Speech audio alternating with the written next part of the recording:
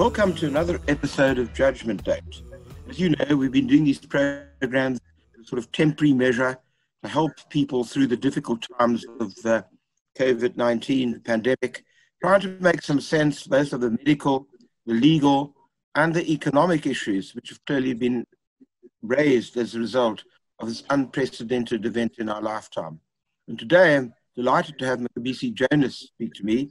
He, of course, was the Deputy Minister of Finance at a very difficult time in South Africa and performed that role with great distinction. He also wrote a book, I think it's After Dawn, Hope After State Capture, which is well worth reading as well. So, Mcebisi, thank you very much for joining us. And I wonder, because you were the Deputy Minister, you've been there, you know government, you know it intimately. Just tell me, I mean, what is your take on how we're going to get out of the economic crisis we're in? Do you have some hope that this is all going to end okay, that we're going to actually sort of get out of this and reconstruct our economies to the benefit of 60 million people? Look, I mean, Josh, I thank you very much for inviting me to participate, and I think it's a great honor for me to do that.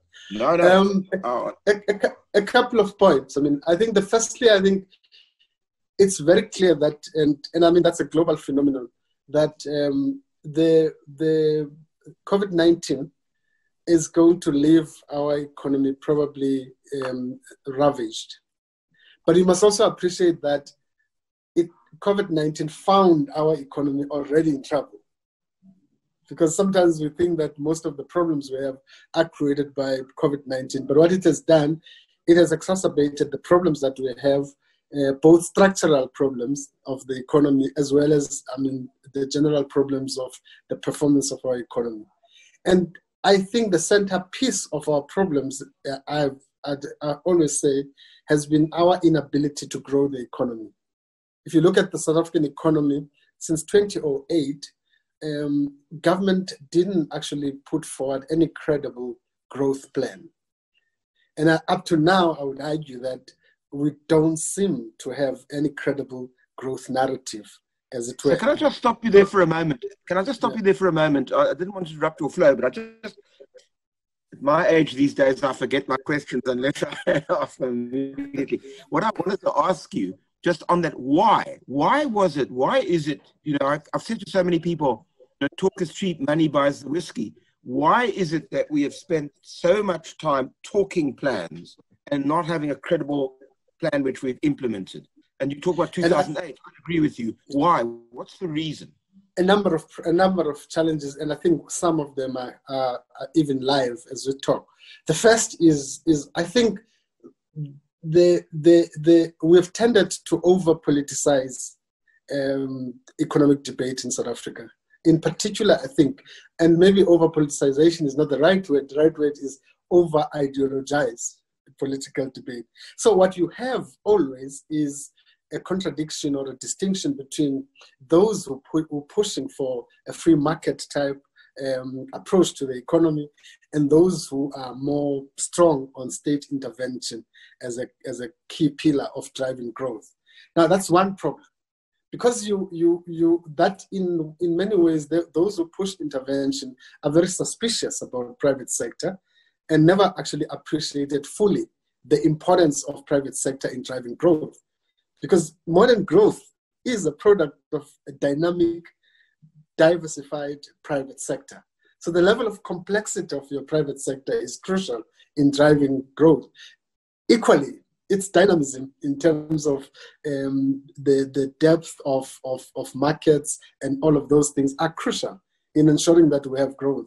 And if you take South Africa, for instance, 70% of output in South Africa is private sector. In fact, 14% of capital investment in South Africa is private sector. The state combined with, that is SOCs and the state department, etc., that constitute only 4% of capital investment. So effectively, if we are to really change the narrative, you've got to ensure that private capital invests.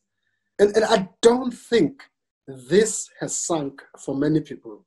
Now, with COVID-19, you also have a new dynamic, because suddenly all of us are dependent on the state.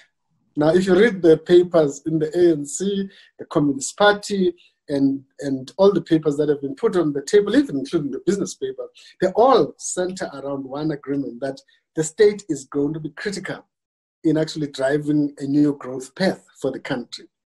The problem is that we have come out of state capture and corruption. The reality is that, and I always make the point that state capture was deliberate. Institutions were destroyed deliberately. There was a deliberate, well-considered strategy to destroy institutions. Unfortunately, when we took over, we have not been so deliberate in rebuilding state institutions, for instance. I mean, we have not been deliberate in attending to treasury, building the technical capacity, reorganizing institutions, ensuring that the government system functions. And our municipalities are in a crisis, as it were. So the first point, therefore, for recovery, Judge, I would say we have to begin there. We have to look at what new capacities do we need to build in the state. How do we need to reorganize the state, so that it can be able to drive growth and interact with different sectors and drive policy. And I would argue that that's the first point. And it needs a rethink, by the way. And if you're still thinking about this huge, humongous government, it's not going to work. Yeah. But we don't have a lot of time. I noticed Standard Bank today, or reading today, that they were predicting a minus 8.5% GDP decline this year, call it between 7.5 to 8.5. It's an enormous amount.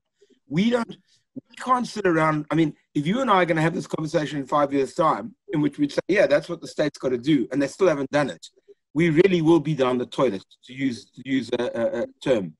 And so, I suppose and as we're speaking, I'm praying that we don't have load shedding, so that in fact we can finish our program. And you can't grow an economy unless you have a stable electricity supply. Now, everybody's known that for years. And here we are in July 2020, and we still bedeviled by load shedding. So when you talk about the state, you're right. But then where's the urgency to change things going to come from? And that's my critique, by the way, of all the papers and policy proposals. I do not get a sense that people appreciate the urgency with which we should be dealing with these issues. I don't think, there's thoroughgoing appreciation of the depth of the crisis. And for me, it is, I think, a leadership issue. I think the ruling party, I think, has been weakened quite severely by internal factions, and I think it has lost focus on those primary issues that are important. If you put that aside, there are a couple of things that you can do, though. I would still think that you can do that. The first, I think, is that you probably need to end the debate about what direction to take and take a decision on this is what you want to do. And once you clear, and for me, what you need to do is very clear in my mind. First, of course, we know that now as a fact that your revenue, COVID-19 has probably knocked off your revenue 300 billion. Yeah. So you have a whole big hole. So you've got to revise your spending plan. So there's a kind of a big hole, fiscal kind of hole that you have to kind of think. And for me to think about that, it's not, again, move off the ideological populist solution about printing money and all of those things. I think what you need to think about is how do you manage government expenditure? Where do you raise new capital? How do you incentivize private sector to invest in infrastructure in some of the areas where government is already spending money? So you could, through those combinations, create new capital into areas that capital has not gone into. But in order to do that, you do need to deal with regulatory bottlenecks, because I think if you to get private sector to invest, you must also realize that whatever they invest ultimately must actually get returns. So you need to tweak your regulatory environment in such a way that it makes the climate useful for investment. Now, that should probably, engaging private sector, engaging some of the people in government, I think there could be something that you could come up with where you have at least an investment alliance between the private sector and government. And I stress investment alliance that says, in mining, if you are to kind of kickstart growth, what do you need to do? From a regulatory point of view, what do you need to do in terms of creating a proper environment for that? And energy is going to be one of the biggest areas that I would argue that if I was sitting in government, that would be my priority. The transition, for instance, into away from fossil energy to kind of renewable energy, etc. You could have a major program where you attract huge investment into that area. And it's a no-brainer because we've done it before. We've done it before with IPPs, and you can do it now. So I'm just saying that you need at least advanced footwork and leadership. So let me just take that for a moment. Let me stop there. What you say makes absolute sense, and I don't mean this in the sense that it takes from the power of your point to say this is a point that many people put to me even on this program. The question is, we've known this for a long time, that we've got to diversify energy supply. We know that Eskom stands at the moment is never going to be able to supply the country's electricity. It can't do so when the economy is growing at 50% of its capacity. It's certainly not going to do so if we're going to grow at 3 or 4 or 5%. So why is it? Why is it that all this time, everybody knows what to do? As you, to use your words, it's a no-brainer. So if it's a no-brainer, why are we sitting here now and government's not saying, building all these, encouraging all these IPPs and ensuring investment, and by the way, many, many new jobs that will be created at the same time? Look, I've made the point before, I mean, I'm making it again, that, you know, South Africa is in many ways misleading, you know, in a sense, you know. If you think about it, you can, I mean, until COVID-19, if you walk around Sandton or some parts of Cape Town or Durban and so on and so on, you would be pardoned to think that we have a thriving economy. I mean, just so, and I think, and because I always say that, I use the medical term that our problems, fiscal and economic, are chronic. So we have this low decline that is going on. But you look at our capital markets, still very strong, still very deep, still very dynamic compared to any other part of the world. So sometimes, I mean, that creates its own confusion. You know, that we have the luxury, and because your capital markets are like that, and you have at least a bigger private sector, you also have revenue. So you can sit in government and mess up for the whole year, but you know that by the end of the year, you've had an institution called SARS that will actually bring revenue, and you have revenue to distribute and waste again. So I'm just saying that that problem has always made the debate on policy difficult. I remember when I was sitting in Treasury, I used to make a joke with the Director General to say, you know, we might, at some point, we must take a decision, you know, whether you're going to continue to kick the can down the road, or we really put a step and say, we're blocking, let there be. So that's one problem. The advantage now, I think, is that you have a real crisis. Because what was probably going to happen in 5 years or 10 years can happen in 2 years. It can happen in 1 year. I mean, think about it. Our unemployment is likely to shoot through the roof. We have actually moved on deficit to something like 14.5 by the end of this year. And that could have, under normal circumstances, we should have reached that point in 5 years or 6 years if we continue in the way that we continue. Our debt level, if we don't do anything now, in 3 years, the debt to GDP ratio will be sitting at 100% if we don't do anything now. It'll just be going to 300%. So I'm just saying that you have, and it's either we waste the crisis or we use it to, and my sense is that everybody understands that we have got to use the crisis. Of course, the problem is we've run out of ideas. Also, you still have a lot of people who are still digging into the old ideological well for solutions and so on and so on. But ultimately, I think there will be pressure, and there is pressure. And our health system, despite the fact that we said we're doing lockdown for 2 months in preparation just to fortify our health system. It's very clear that we didn't do that. And in fact, most of the corruption, I worked in the province, I can tell you now, if the biggest chunk of public expenditure is in health and education, and I can tell you now, the levels of corruption in health, in provincial health department is so huge. And that also, whilst we were saying we're fortifying health system for this thing, it actually turned out that we didn't. So I'm saying we can't waste this crisis. And that's why I'm saying we're different, in the sense that you have a crisis. So let me just, there are a number of points you made, but I just want to go back, I'm sorry, just for the energy point for a moment. I agree entirely.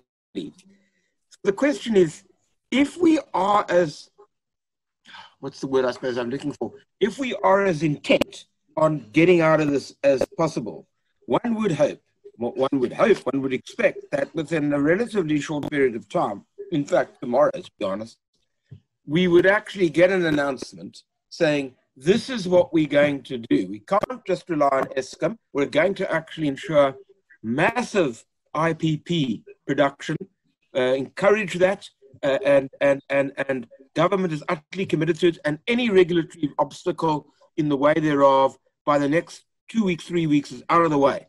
Now, I don't see that. I just don't see that. I mean, we just keep on talking about it. And so, that's my point. What is going to cause, you say, to understand, well, the crisis will cause that to occur. Well, it will be a cause for why we will change. But what are the conditions which will ensure that I'll wake up one morning, look at my Daily Maverick or my Business Day or any other publication and say, wow, this is actually happening? Because you have to agree with me that once you get that, once that's implemented, all of those issues that you spoke about with the private and the public sector partnerships and so forth, all of that comes on board because people now say, we're on the path. We're now moving in the right direction. So I suppose what I'm asking you is, if you were the Minister of Finance now, or in government as you were, what would you be telling your colleagues that we've got to do in the next month or two in this regard? Look, I mean, it's very clear. I mean, I read a lot. I mean, what the Treasury is trying to say. Again, I'm coming back to my original point. I keep on going back to the point that state capture was deliberate in weakening institutions and undermining Treasury, etc., and so on and so on. And my first problem is that I think post that period, there has been no deliberate, and I underline deliberate, attempt to try to change that. So, I mean, my sense is that if when I listen and look at Treasury, I feel that most of they seem to be talking in the wilderness in terms of the advice that they give to government. And I always made the point, and I made it very strongly during the Zondo Commission, to say that to be successful as a Minister of Finance, you rely on two things. One, apart from capacity, but two things. One is everybody understanding your constitutional responsibility. The second is complete support and backing politically. So my sense is that I think we those are things that we need to. So if you're saying what you would do, and again, that depends on those two things. If people understand your constitutional role and people understand that you get the necessary political backing. So what you're really saying is these are political questions that have to be answered. They're not economic ones. Most of our problems are political because at a technical level, it's a no-brainer. So if you think about it, the transition. The second point, which is interesting, you're talking about, and obviously you're talking about this from a position of knowing these things, that there's a massive corruption now on the provincial, local levels, on the health sector, exactly when we need the money, exactly when we need to give poor people, the kind of health care that they require. And so what you really are saying is that the kind of situation that you saw when you were in government, where all sorts of corruption took place in other departments. So I know the work that Treasury was doing at the time immunizes you from that. But I mean, what I suppose I'm asking is, if that is the case, it doesn't seem that anybody's doing anything about it to curb it. No, there's a lot of work being done, but I'm just saying that I think government needs agency. And if we do not like show leadership on these things and really appreciate that these are urgent responsibility and urgent tasks, we can't continue this way. I mean, I tell you now that if we continue in the kind of trajectory we're in for the next 3 years or so, we will face a major collapse fiscally and economically. And I think that for South Africa, I think it poses all sorts of challenges. On the one hand, if populists are looking at what's happening and that the fallout economically and socially would actually open a whole opportunity for populists to come with all sorts of funny solutions. And it is really kind of only responsible to actually act now and act more decisively. Now, I know that there are talks to do that, you know, but I don't think that we've reached a point where people realize the urgency of what we need to do. I share your view on that, by the way.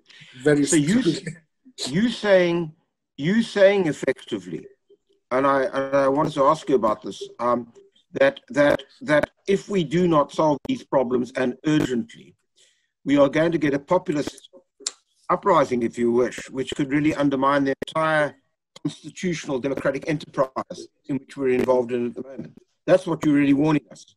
No, I'm saying, that's what I'm saying. Quite frankly, if we don't, I mean, it gives, I mean, I'm sure the populists are lying in the wings. and I mean, if you think about it, elsewhere, populists are failing. Those that are in government are failing. I mean, everywhere, you see, in Brazil, everywhere else where you have populists. I mean, Trump is showing the signs that he's not doing well, etc.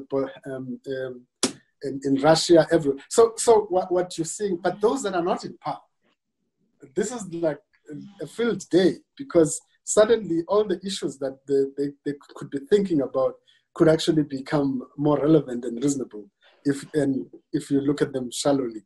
So the collapse is would be so bad for South Africa that it could open all sorts of new possibilities that we didn't imagine. And on that point, if I can ask you, I mean, we came into the crisis with an official unemployment rate of 29%. And listening to you, of course, that is going to go up significantly.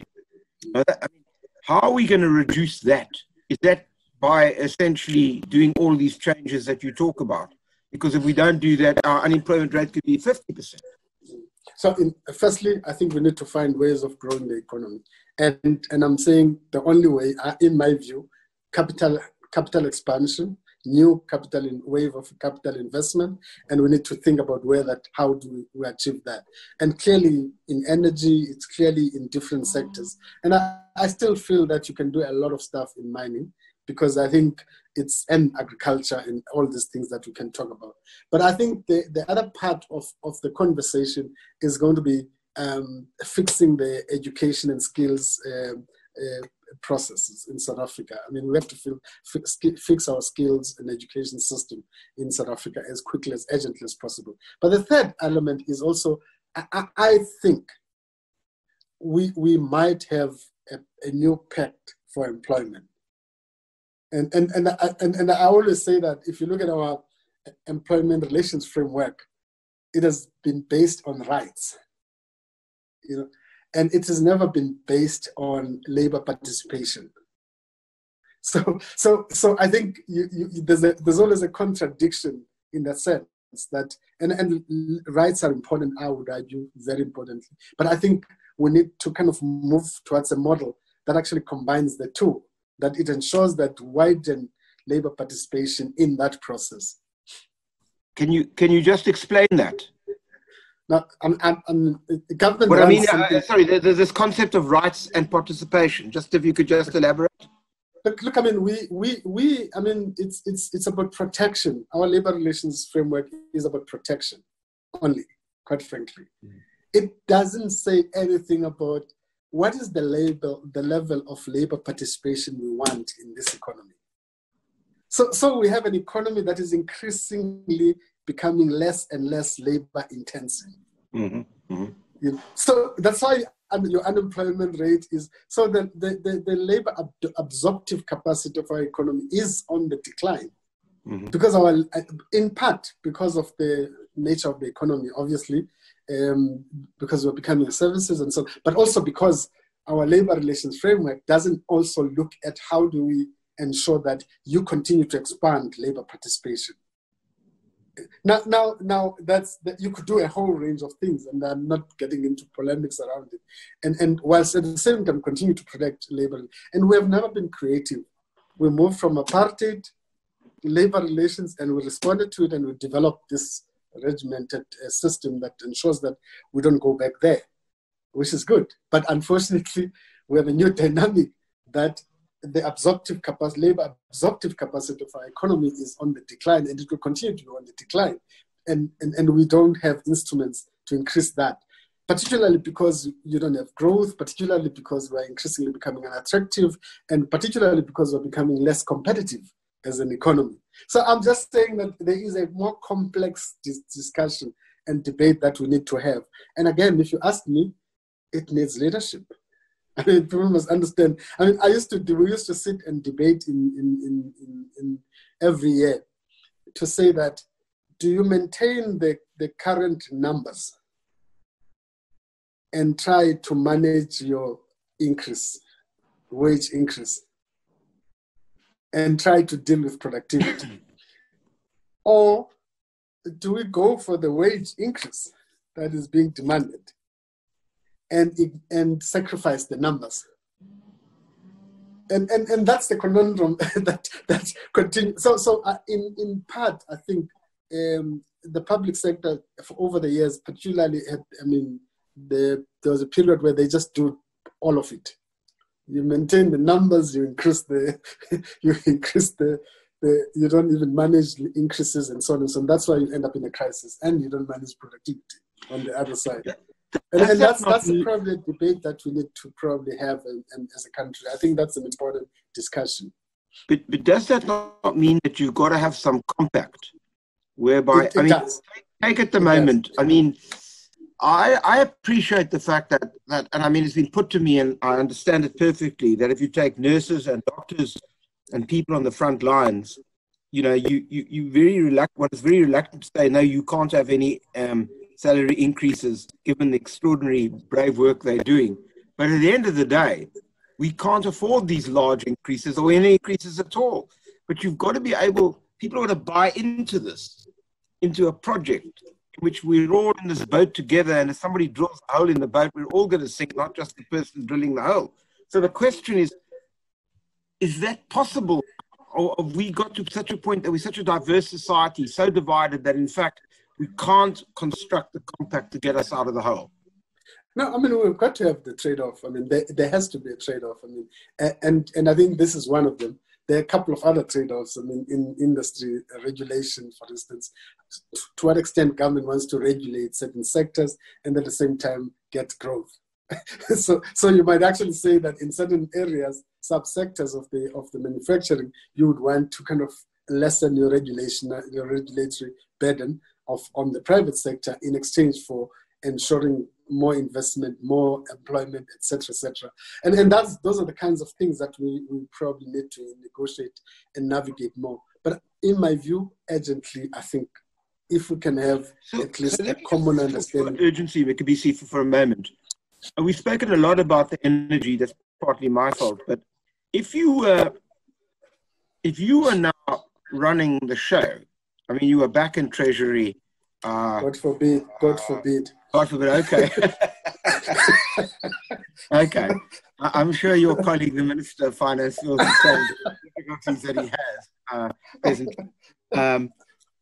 But assuming you were there, and let's park energy for a moment, and the president came in to see you and said, look, we can't do everything at once. We're in this terrible crisis. We've got to do three things which will change everything. Other than energy, what would be the two that you would say, absolute priorities, Mr. President, this is what we've got to do? Look, the second one is the second issue that we'll have to do is trim down public expenditure as you strengthen critical capacity within it.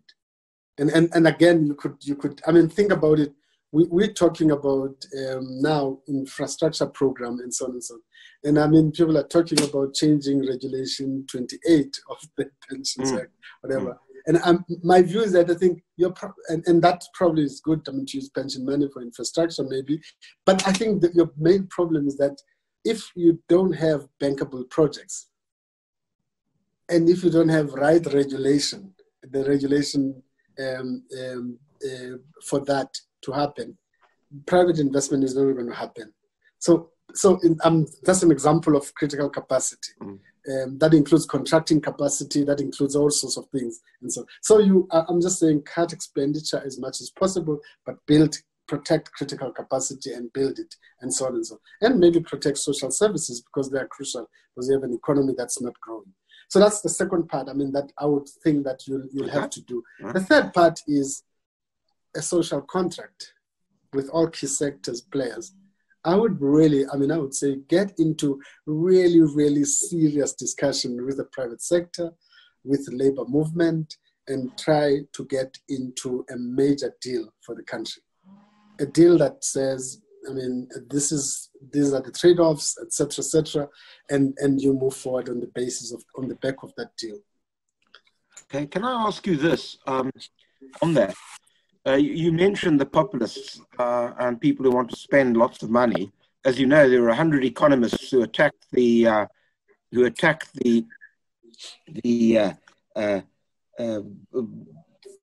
Minister Mwini's supplementary budget and said, you know, you can't reduce all this expenditure. We need to spend more.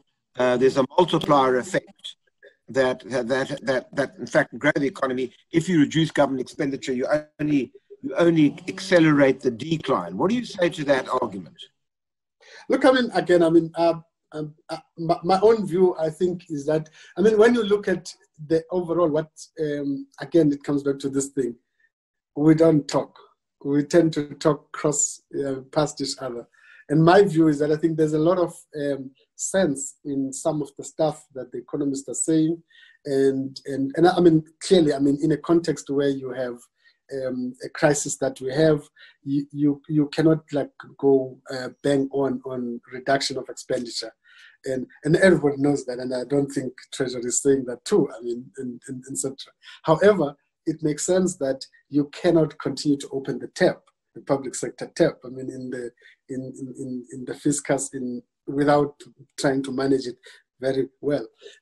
Again, I mean, maybe we can have semantics and differ, but again, we can find each other on that. The other part, I think, which I think is important, is where do you get the new money? I meant most of the things that you're talking about. And my view is that everybody understands that there's a need for new money. And I talk about capital expansion, etc., etc. Where do you get that? In my view, that's where the fancy footwork needs to happen. That's where I think you need to look at a mix of financial instruments that you use. And it might include even some of the elements that the economists are talking about, but in a particular measured way. But it might also include new deals with the private sector. It might mean multilateral interventions, etc. I want to end that by saying my view is that you cannot have a country solution to the crisis created by COVID-19. I think as South Africa, particularly because we're chairing AU now, I would think that we should actually be thinking about pressing harder in the multilateral platform, whether it's G20, etc., to try to seek a global solution for the problem. Many of these countries have the balance sheets to respond to these things, and we don't. And many of our countries don't. So if you think that you're going to have a country solution, that's where I think I keep on saying we need a global fight. Africa needs global champions to actually start pushing for a different approach that include debt relief and a whole range of other things that we should peg on. So I'm just saying, again, it's this thing of, I argue that I think the more we sit around the table, talk around these things, and we'll find each other. Thank you very much. I run out of time. You put up a huge amount of ideas, and I hope that people listening to this program will debate these questions. I'm sorry you aren't back in Treasury. I used to enjoy working very much with you when I was doing the tax stuff and you were the Deputy Minister. But you've obviously not forgotten how to think about these questions, and you raised a whole range of issues that we should be debating. Mcebisi Jonas, thank you very, very much for your time. Thanks, Thank you, Mcebisi. thank you, thank you. Terrific. Thanks. That's fantastic. Thanks. Thank you.